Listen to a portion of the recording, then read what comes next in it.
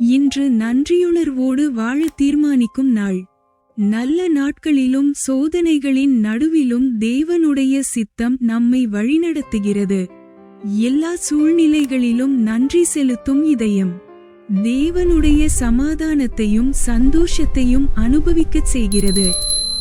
எல்லாவற்றிற்காகவும் ஸ்தோத்திரம் பண்ணுங்கள். கிறிஸ்து இயேசுவுக்குள் உங்களை பற்றி தேவன் விரும்புகிற சித்தம் இதுவே. 1 தெசலோனிக்கேயர் அதிகாரம் 5 வசனம் 18.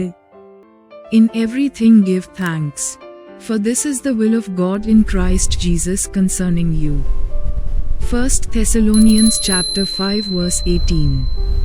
கர்த்தாவே, எல்லா சூழ்நிலைகளிலும் உமக்கு நன்றி செலுத்தும் இருதயத்தை எனக்கு தாரும். ஆசீர்வாதங்களுக்காக மட்டுமல்ல, சோதனைகளின் நடுவிலும் உம்முடைய சித்தத்தை நம்பி வாழ உதவி செய். என் வாழ்க்கை முழுவதும் நன்றியுணர்வும் துதியும் நிறைந்ததாக இருக்கட்டும்.